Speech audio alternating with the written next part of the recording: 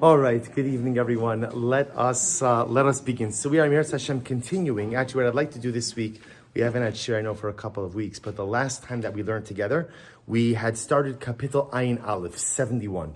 So I'd like to actually continue a little bit in that particular kapitel tonight as well, as there's a pasuk that really caught my attention. I'm sure it's going to catch your attention as well, and it's in number 1. So David HaMelech writes, this is in Kapitel Ayin Aleph, so pasuk test, chapter 71, verse 9. David HaMelech writes, Al tashlicheni le'es zikna, kichlos kochi al ta'azveni.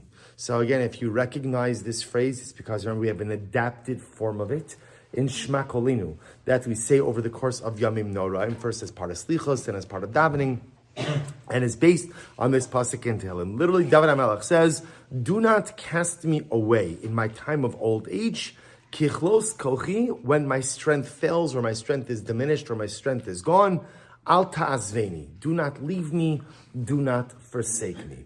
So we're going to see tonight, we're going to do something a little bit different, and what I want to kind of begin with is throw at you just a number of different interpretations of this pasuk. And what's really incredible are just the sheer number, the sheer variety of interpretations regarding this phrase. So let's begin first with number 2. So according to the Medrash, the meaning of the pasuk is as follows. Al tashchin le'izikna shezakanti begolus.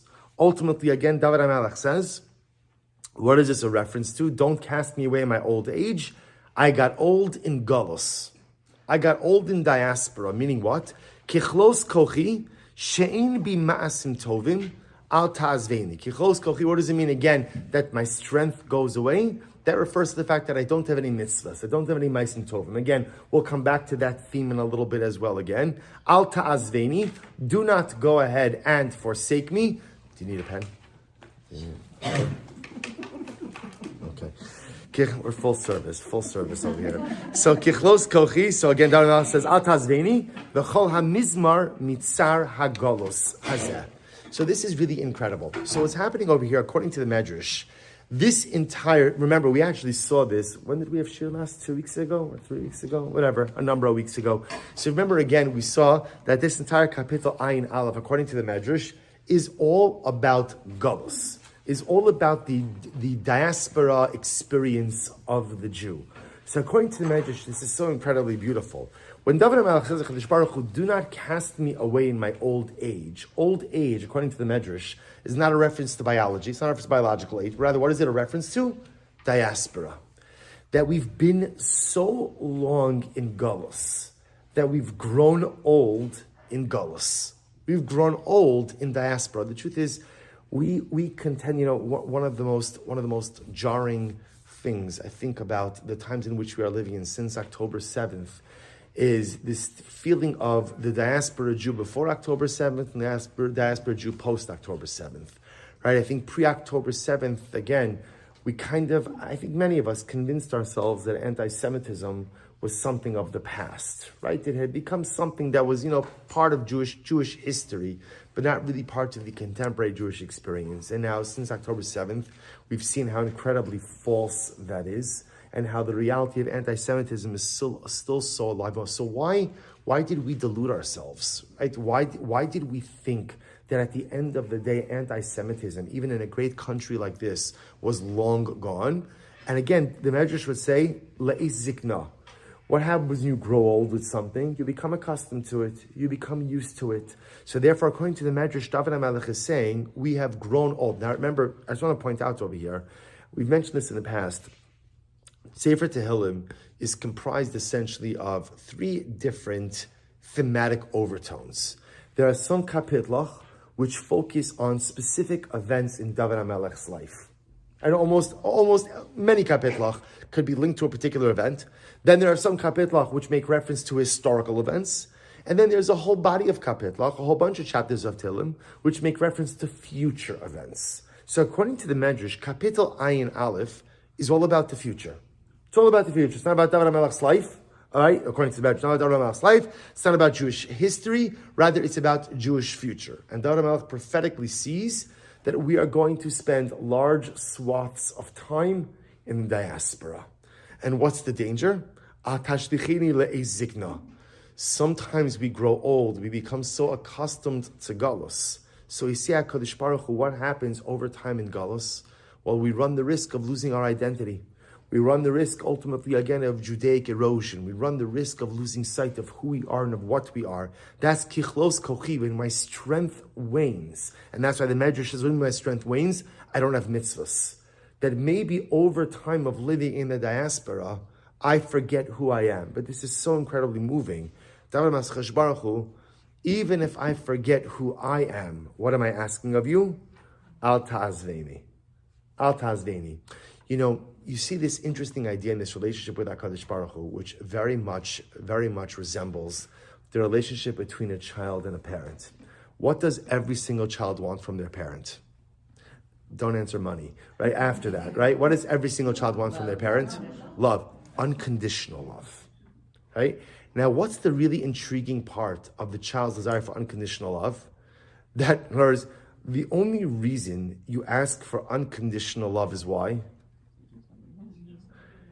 If you don't deserve it, right? In other words, if I deserve to be loved, it doesn't have to be unconditional, right? If I deserve it, then I'm asking my parent for their love, because at the end of the day, I've earned it. You only ask for something unconditionally if you know that there are going to be times where on your own, you haven't earned it. So it's incredible. What a child wants more than anything is, I just want to know that my parent is going to love me no matter what. No matter what. It's an incredible thing. One of the ways in which we give our children a sense of security in life is by providing them with unconditional love. That's why, again, it's so important. Every parent always praises their child when they do something right. It's very important to also make sure to praise your children even when they've done something or they haven't done anything at all. Or maybe even in a moment where they failed at something, make sure to bring out something positive. Those moments where you express love and those moments where you express acceptance, those are the moments that build up children, because they realize now, my parent has unconditional love for me. So it's incredible over here that what is David HaMelech asking from HaKadosh Baruch Hu? It's so beautiful. David HaMelech is asking for unconditional love. He's saying like this, Al tashlicheni le'eis zikna. HaKadosh Baruch Hu, there are going to be times where I grow old. Growing old, according to the Medrash, I'm in galus, and I don't have any holiness. I've divested myself of all of my holiness. I've lost my spiritual shine. I've lost everything. Even in those moments, HaKadosh Baruch Hu, that I am not spiritually strong, even in those moments where I don't have mitzvos, I have one request. Al tazveni. Don't leave me. Love me unconditionally. Isn't it absolutely incredible? What we want from HaKadosh Baruch Hu is the same thing that every single child wants from a parent. Unconditional love. Just tell me you're going to love me no matter what. Just tell me you're not going to cast me away when I do the wrong thing. Just tell me that even when I mess up and I leave you, you're not going to leave me. We say this in davening. Well, we say it in Sefer Tehillim as well. We say, Hashivenu Hashem Elecha V'nashuva. Right? What does it mean? Hashivenu Hashem Elecha V'nashuva. Hashem, bring us back to you, and we will return. What a chutzpah. Right? I'm saying, God, you, God, bring me back to you. You do the work. You do the work. Right? And then I'll come back to you. What is that a request of? Or for? It's for unconditional love. At the end of the day, what scares me most deep down in the recesses of my neshama is rejection from the Ribono Shel Olam. The same thing that scares every single child deep down is the rejection from their parents, right? Sigmund Freud wasn't the first person to discover that our relationship with our parents fundamentally shapes who and what we are going forward. Chazal understood this, David HaMelech understood this long before. So such a moving pasuk, HaKadosh Baruch Hu, even if I don't deserve your love, even if I've lost, so to speak, my spiritual shine, I'm asking for you not to reject me. Give me, promise me, unconditional love. So beautiful. On the other hand, the Ibn Ezra and the Radak, sources 3 and 4, understand this pasuk a little bit more literally. And they say like this. They say, Al tashlichini hatam kasher azartani, nuarai, azartani is ziknasi. Ibn Ezra says, David HaMelech is saying actually something really much more straightforward. HaKadosh Baruch Hu, the same way that you took care of me in my youth, take care of me in my old age. Straight out, Hakadosh Baruch Hu, when my strength fails me, when my physical faculties are not the same, when my emotional, my intellectual faculties aren't the same, do not abandon me. The Radak says the same idea. He explains so beautifully. He says, Al tashlichini ata kasha'ani zaki. Now that I'm old, the kala kochi and my strength has waned. Al tashlichini vi al ta'azveni. Heye ata kochi uma'ozi. So what's incredible from the Ibn Ezra and the Radak is ultimately, again, it's such an incredible thing. What's the scariest thing of getting old? Scariest part of getting old? Scariest part? Not that anyone here would know, right? Maybe you have a friend who's old, right? So, scariest part? Dependence. Lack of independence, right? Loss of independence or dependence. So David HaMelech is saying something, it's incredible. David HaMelech, of course, is David HaMelech, and he's the father of the Messianic line, the father of dynastic monarchy. But David HaMelech is also a human being. He's also a human being. So what's on David HaMelech's mind? I'm scared of getting old. I'm scared of getting old. And I'm scared that when I get old, I'm going to become dependent. So I'm asking you, HaKadosh Baruch Hu, to help me age gracefully.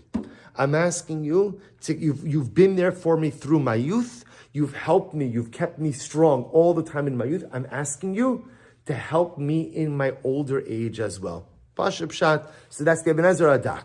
Look at number 5, another medrash. So this actually is incredible. So in the Agadas Bereshis, he writes as follows. The medrash says as follows. Amar David HaKadosh Baruch Hu.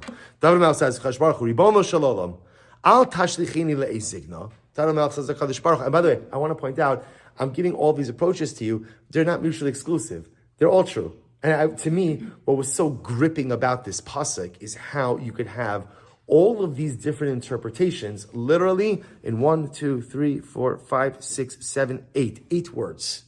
8 words. Yet again, according to the Medrash, is talking about Golus. According to the Ibn Ezra, the Radak is talking about the fear, the anxiety of aging. Look at number 5. So David HaMelech says, Kishayisinar, this is incredible. Kishayisinar, hayisinos yotze lemochama, v'nose nafshi al banayich. So listen to this. David says, when I was a young man, remember again, I've mentioned this many times, right? Whenever you see the painting of David HaMelech, pictures of David HaMelech, what is he always pictured with? Right? A harp. Right? Very few pictures of David HaMelech with the slingshots, right? We think about it, but he's always with the harp. So I mentioned many times, David HaMelech, I guarantee you, did not spend that much time with the harp. Right? David HaMelech's life was spent with the sword. He was a warrior. He was a warrior king. Right? He rises to warrior prominence when he kills Goliath with the slingshot. But David HaMelech's entire life was battle after battle, war after war after war. So this is such a profound statement. David HaMelech says, when I was a young man, I spent my life fighting battles. I went to war for your children. The achshav shehizkanti ein bi od koach. But now I'm an old man. And as an old man, I don't really have any more strength to go out and fight wars. Listen to this. Vehein omrim ad masai hazakin ze chai.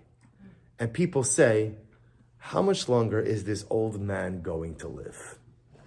So what is the Medrash saying? This is so profound. David HaMelech is saying that sometimes the sadness of old age is not of becoming old, but it's sometimes how society views the elderly. So David HaMelech says, sometimes when people look at me and I'm an old man, they think I'm worthless. And why am I worthless? Because I can't do the same things I did in my youth. When I was young, I was the valiant warrior. When I was young, I saved the day. So David HaMelech says it's incredible. In a world which judges the value of a person based on their productivity, the old person is worthless. See, you know what's incredible? We think that these things are new dynamics. They're not new dynamics, right? There are very few new dynamics, right? The only new thing I think that we have in the world now is that people put their pronouns at the end of emails. But other than that, right? Other than that, right? All of the other dynamics, right? They're the same things. They're the same things. David HaMelech says, so in the world, how do people judge a productive person, right? What's a valuable life? Is that a person who could produce? Person can't produce. they're not worth anything, right? The worst word ever codified in the entire field of medicine is the phrase quality of life. Who made that up? Who decided what quality of life is? Who gauges what's quality and what's lack of quality? But it's incredible. This David HaMelech is saying, David HaMelech, I feel marginalized. When I was young and I was able to fight, I was valued. And now that I'm old and I'm not able to fight, people look at me like I'm a waste of space. And they say, when will the old man just move on to the world to come to make room for younger people? It's such a profound window into David HaMelech's life.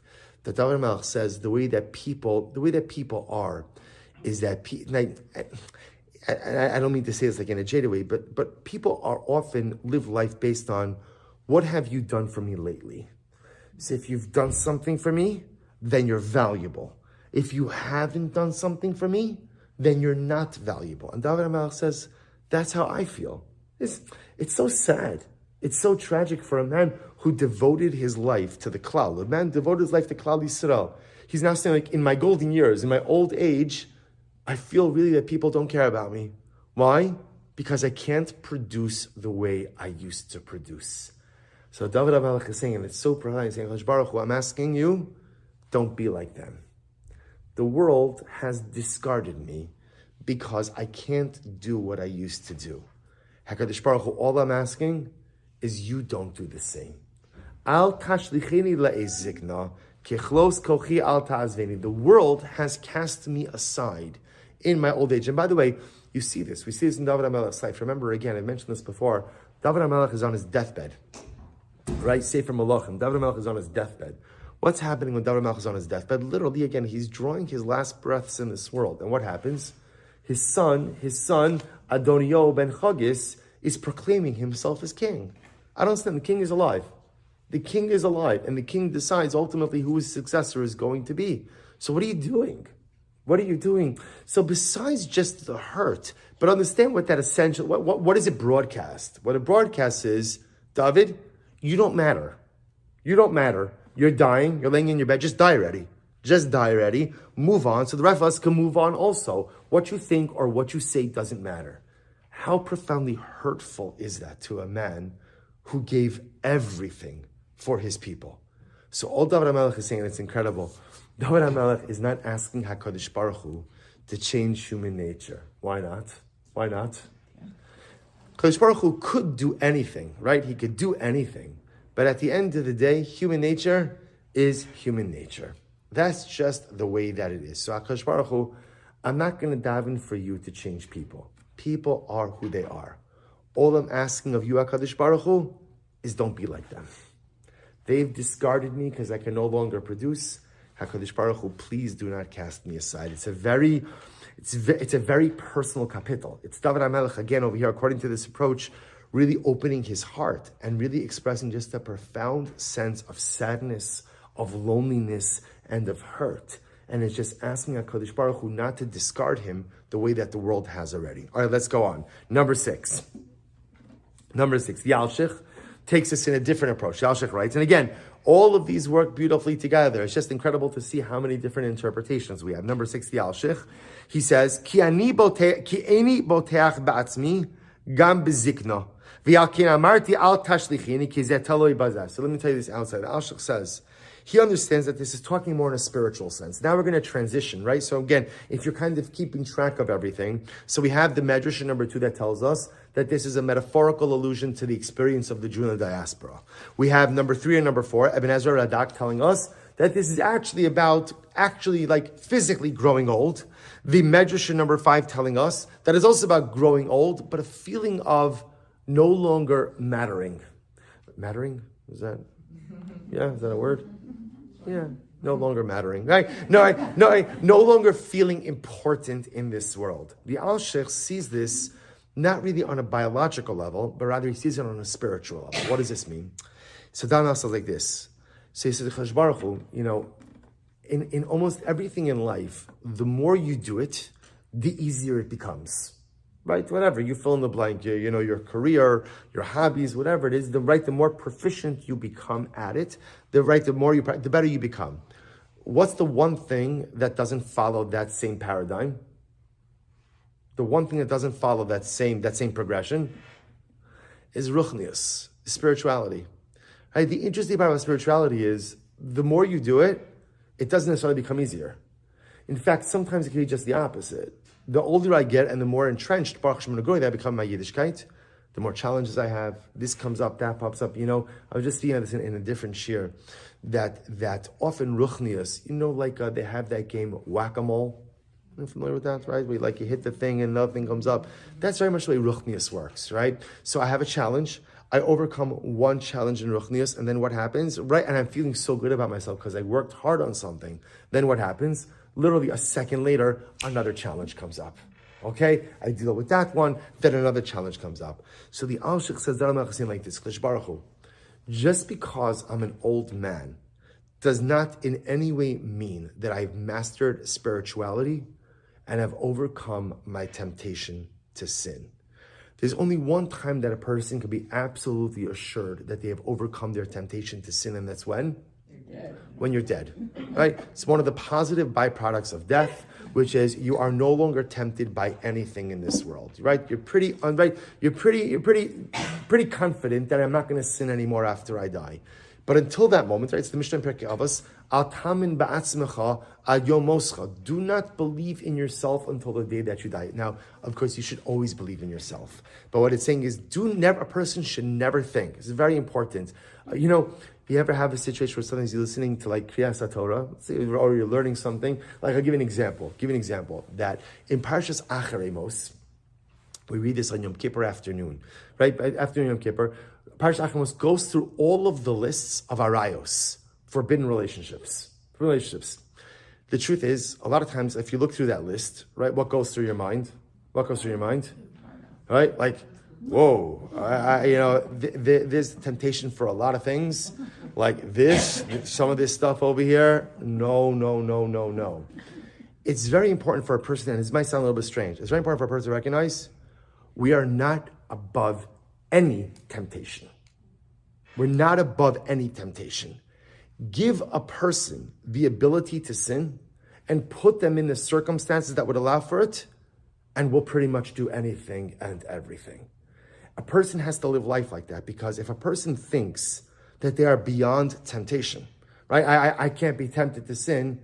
That is exactly the moment when a person stumbles. And that's why it's interesting to note, anything that the Torah prohibits is very important. Anything the Torah prohibits, Torah only prohibits something if what? If people have a natural desire for it.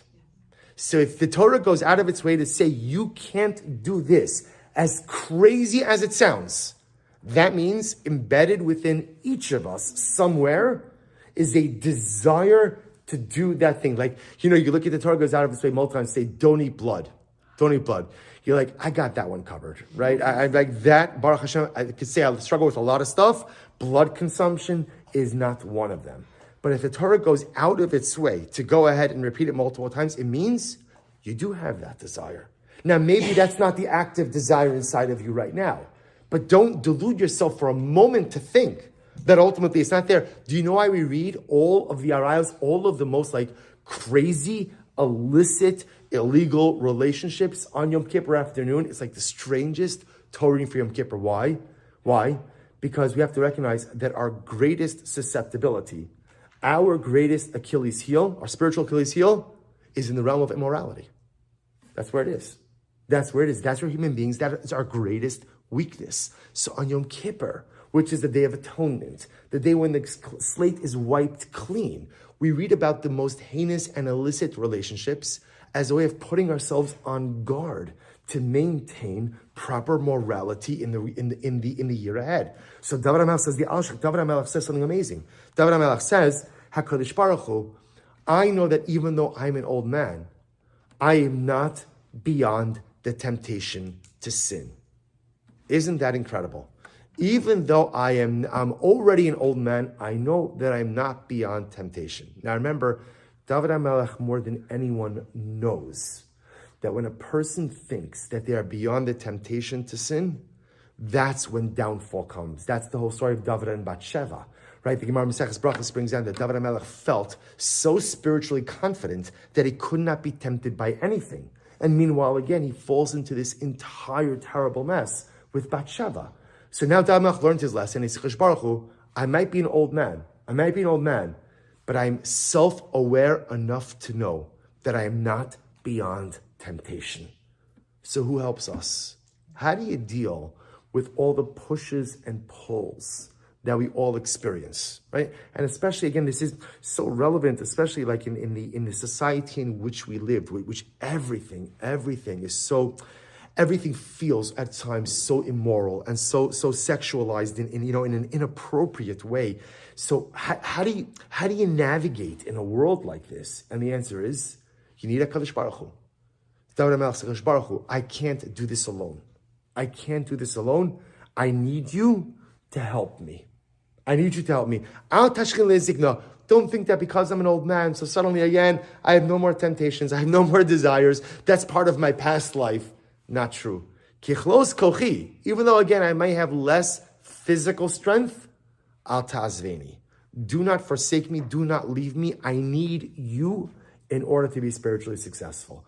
What a profound and incredible idea.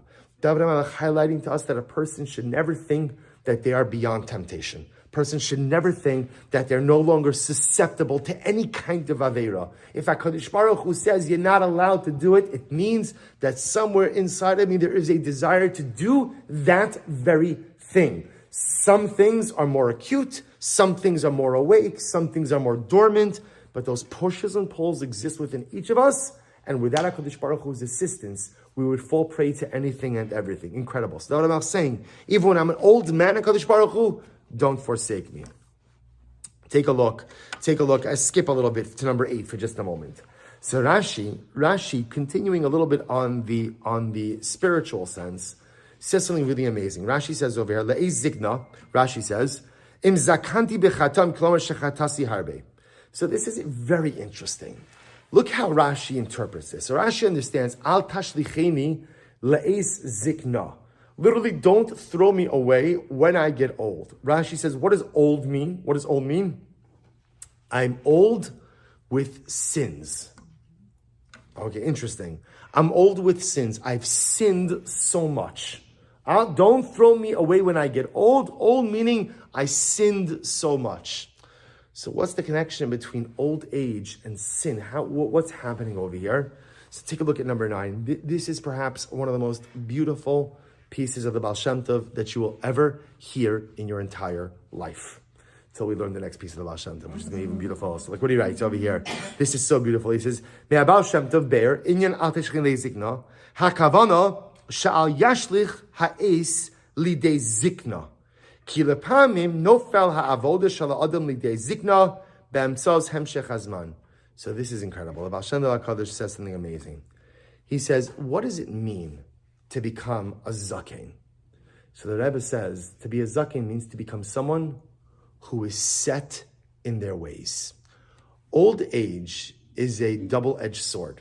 On one hand, again, what is the word zaken is actually an acronym for Zeh Shekana Chachma, one who acquired wisdom. There's a certain wisdom you pick up just by living, right? Just by life experience, right? That, independent of how much Torah you know or you don't know. If you live in this world and you experience this world, by definition, there's a wisdom to be gleaned. So on one hand, old age carries with it a profundity that now hopefully I'm smarter. What's the danger of old age? The danger of old age is a person could easily become set in their ways. And the older I get, often the more inflexible, rigid, and unwilling to change I become. You know, it seems to my grandfather, Zichron Livracha, he always used to joke around. He and my grandmother, Zichron Livracha, always had this thing that my grandmother was always very big, like into birthday presents and things like that. My grandfather, Zichron Livracha, said he did not believe in birthday presents. He was kidding, but he says, why? He says, because the only time that a birthday is only mentioned once in the entire Torah. Where is it mentioned? Paro. Yom Huledes Paro. Yom Huledes Paro. So he said, you see, birthdays are a gayish azach. He said, you see, right? See, birthdays, right? It's not, Jews don't do that. We don't do that. You don't celebrate. Only Paro celebrates birthdays. So when I got older, I remember I once asked him, and of course it was in jest. I said, hey, there must be like a deeper meaning to it. So I remember he once told me something so beautiful. And he explained that there's a danger in birthdays. What's the danger? Is that every year older I become more entrenched in who I am, in what I am, and have an unwillingness to change, adapt, or just somehow evolve. Now, again, on one hand, becoming more entrenched in who you are for good things obviously is beautiful. The danger of getting old is that ultimately, again, I become inflexible. The Baal Shem Tov says zikna, the concept of zikna, doesn't have to mean biological aging. What's a zakin, says the Rebbe? A zakin is someone who's inflexible, unwilling to move, unwilling to change. Just simply saying, this is who I am, this is what I am, love it or leave it. Right? This is the way it's going to be. You want to do something amazing? Something absolutely amazing. This is really amazing. The Torah in Devarim speaks about the concept of erchin. Erchin is, an erech vow is a person chooses to go ahead and pledge their value to the Beis HaMikdash. Now, the way erchin vows work is they're objective amounts. So, right, if you're a man between the ages of 20 and 50, your value is X. You're a woman between the ages of 60 and above, your value is Y. You're a child, your value is Z. They're fixed values. So a person says, Erki alai, I hereby pledge my value to the Beis HaMikdash. They have to go ahead and give that amount. Want to hear something amazing? Who has the lowest value on the erech scale? The lowest value? Get ready for this. Lowest value? 60 and above. 60 and above is the lowest value.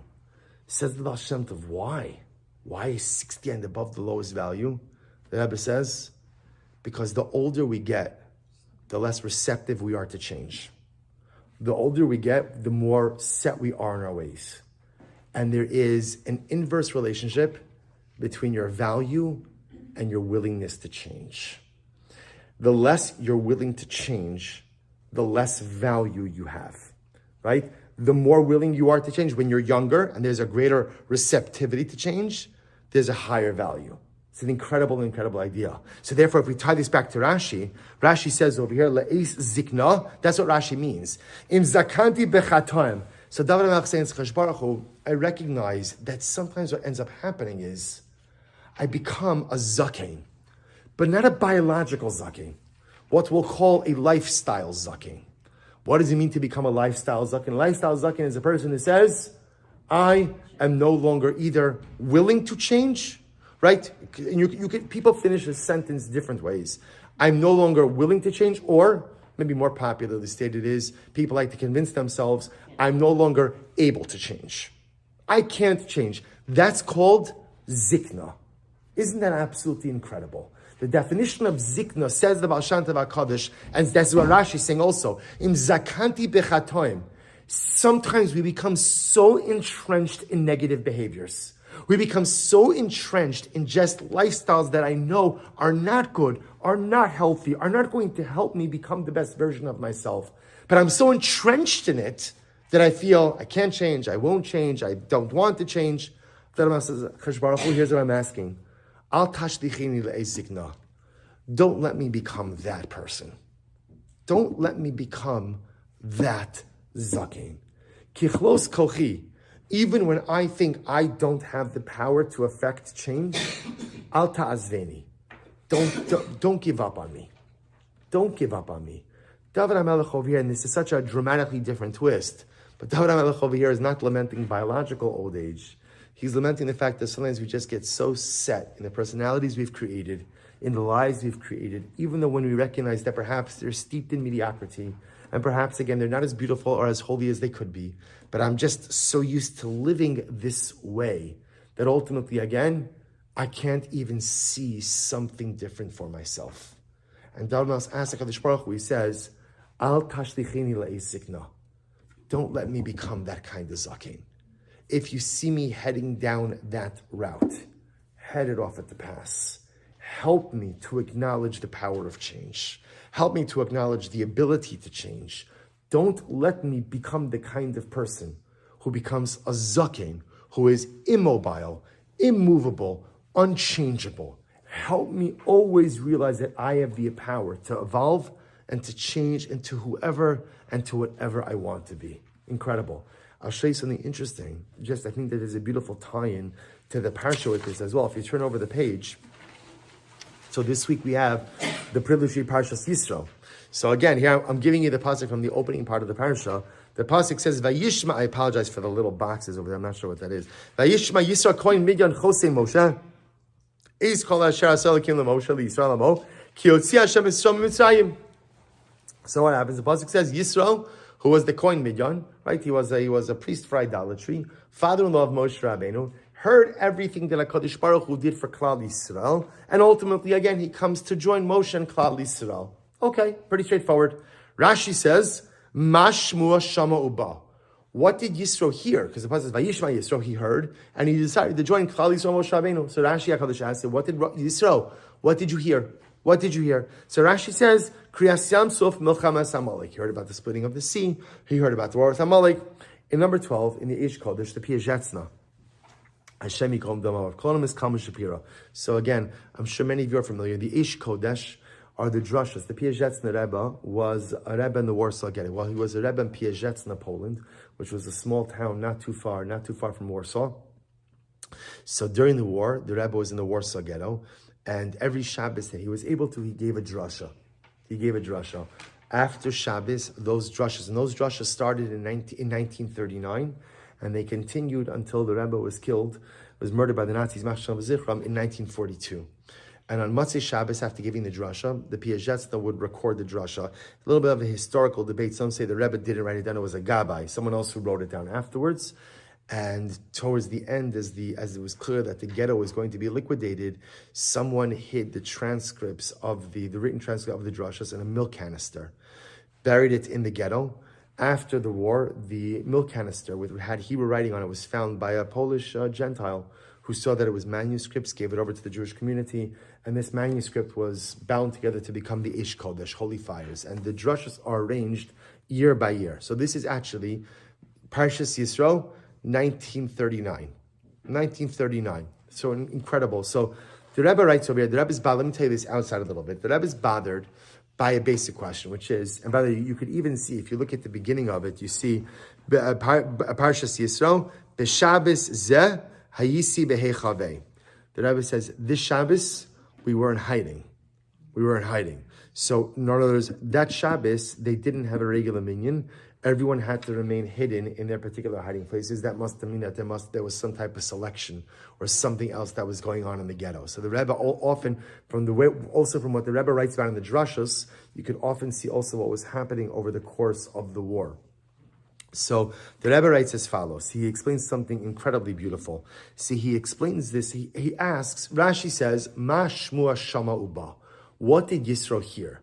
So the Piazetzna says, I don't understand what Rashi's question is. The pasuk says what Yisro heard, right? Go back to number 10 for just a second, right? The pasuk says, Vayishma Yisro and kohen midyan, right? Yisro heard. And what did he hear? Look at the end of the pasuk. Everything that Hashem did for Moshe for Yisrael, ki yotzi Hashem es Yisrael miMitzrayim. The pasuk says, what did Yisro hear? He heard everything. He heard that Hashem took us out of Egypt, right? He heard everything that Hashem did for Klal Yisrael. So what is Rashi asking when Rashi says, Ma shmua shama uba? What did Yisro hear? What did Yisro hear that made him come and join Klal Yisrael? And the Piazetzna says something absolutely amazing. The Rebbe explains, listen to what he says. The Rebbe says, Rashi is asking a different question. Rashi's question is not what Yisro heard. It's Ma shmua shama uba. What made Yisro join the Jewish people? What made him join? In other words, Yisro was the Shver, right? Yisro was the father-in-law of Moshe Rabbeinu. So if Yisro was interested in Yiddishkeit, what could Yisro do? Say, Moshe, do me a favor. Send me a Malamed. Send me someone. Send me a guy to teach me about God. Right? They didn't get the Torah yet, but send me a guy, right? Send me a guy just to teach about monotheism. So what Rashi's asking is, Mashmu Shama Uba. Why did Yisro feel compelled to leave the safety and security of Midyan to ultimately come to the middle of the desert with Klal Yisrael. And the Piazetzna says something absolutely amazing. The Rebbe explains that Yisro understood that the power of the Jewish people is that our spirituality is not tethered to geography. Meaning what? You see, and the Piazetzna actually develops this idea. He explains that, right, this week we read about Matan Torah, Sinaitic revelation. If you were choosing the spot for Matan Torah, right? If somebody asked you to be the party planner for Matan Torah, right? What location would you choose? What location? I don't know. I would choose Eretz Yisrael, specifically Yerushalayim, specifically Harabayis, the site of the Akedah, the future site of the Beis Hamikdash. That's where does Chadosh Baruch Hu give us the Torah? Where does He give us the Torah? Middle of nowhere, right? We don't even know where Har Sinai is, right? And even if you did know Har Sinai, if you wanted to go take your family up for a picnic on Har Sinai, go for it, right? There's no problem. Even the place doesn't have Kedusha to it anymore. So why does HaKadosh Baruch Hu give us the Torah in the middle of nowhere?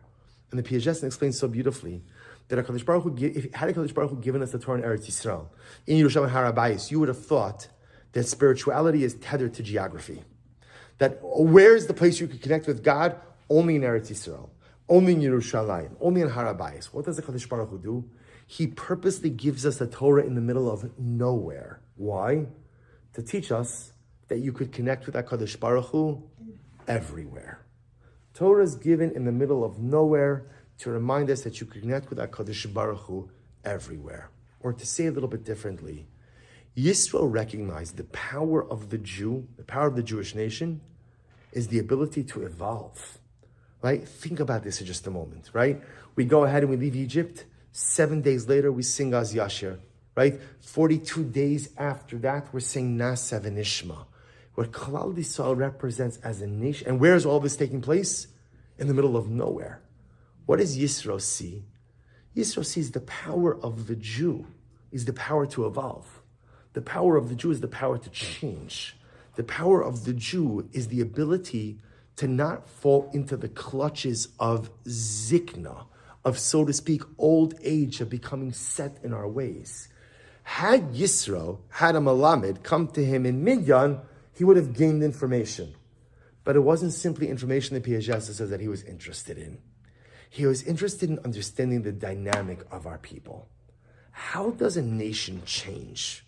How do people change? How do people evolve? How do people self-actualize? And Yisro realized to see that and to understand that, I have to be with them. All right, let's see. I can't be sitting in Midyan.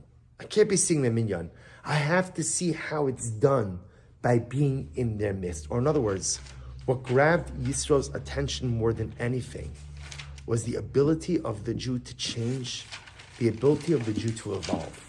To go from Egypt to the Red Sea, from the Red Sea to the desert, from the desert to Har Sinai, Az Yashir to Nasa v'Nishma. And by the way, change goes all kinds of ways, right? Because remember again, the same people who said Nasa v'Nishma also did what? Built a golden calf. So remember again, change cuts both ways. But Yisro is intrigued by this people ultimately again who could undergo this type of transformative change. That's what Rashi was intrigued by. Mashmua Shama Uba. Why did Yisro have to come and join the people in the desert? Just get a malamed, learn everything you need to learn about Yiddishkeit in Midyan, the comfort of home, right? No, I need to see the power of change that this people has. And if we link this back to David HaMelech, right, really seizing on the Baal Shem Tov, when David HaMelech says these words, Al tashlicheni le'es zikna. So again, all of these beautiful and magnificent interpretations. But at the end of the day, the one I want you to leave with tonight primarily is the Baal Shem Tov HaKadosh. That what David HaMelech is saying, Kadosh Baruch Hu, do not let me fall into the clutches of old age, right? David HaMelech wasn't asking for Botox, right? He wasn't asking for, right, help me escape this, help me escape. David HaMelech was saying, HaKadosh Baruch Hu, HaKadosh Baruch Hu. You know what I'm scared about most? What I'm scared about most is becoming the kind of person who feels that he cannot change. Becoming a zaken. Becoming so set in my ways that I say, okay, this is who I am, love it or leave it. HaKadosh Baruch Hu, I need your help. Don't let me fall into the clutches of zikna. Our greatest power as a nation, our greatest power as individuals, lies in our ability to change, our ability to pivot, our ability to evolve, our ability to transcend, which ultimately represents our ability to self-actualize. Yisro saw it, and he's like, I got to see what this is. I got to join the people to see what's going on. David HaMelech saw it, and he said, HaKadosh Baruch Hu, what I fear most is losing that strength, is falling into the clutches of immovablekeit, right? The falling into the clutches of zikna. That's what scares me most. And how incredibly profound for us to learn this lesson, especially in these days. Where as a people, right, we know everything has changed. The last 112 days, everything has so fundamentally changed. Eretz Yisrael has changed. Am Yisrael has changed. It feels like everything has changed. But with that, we remind ourselves that yes, everything has changed. The fabric of everything has changed so fundamentally and so profoundly. But what we have to remind ourselves is there's a positive kind of like silver lining to all of this, which as we see everything around us change, you know what it reminds us? What does it remind us? That we could change as well. So often we think that there are certain immutable parts of our personality. You know, we all have things about ourselves that we want to change. And sometimes it's those very things that we tell ourselves, can't change it. Can't change it. You know, I've been like this for such a long time. This is kind of what it is. This is who I am. And it's somewhat immutable in a while. And it's simply not true. We are living in times of tremendous upheaval and tremendous change. And if the world around us could change in such a profound way, then we as individuals have the ability to experience change as well. We have the ability to internalize David HaMelech's words. Identify an area in life where you have become a zaken. What's an area where you've become immobile, unmovable, unchangeable, reluctant to go ahead and address? And then remind yourself, I'm not a zaken. It doesn't have to be that way. Mashmua shama uba, al tashlicheni le'es zikna. When the world is changing in such dramatic ways, David HaMelech reminds us to remind ourselves that we have the ability to make any necessary changes as well. All right, we'll stop over here for tonight. Shkoyach everyone until next week. We'll continue with Kapitel Ayin Beis 72. Have a wonderful evening.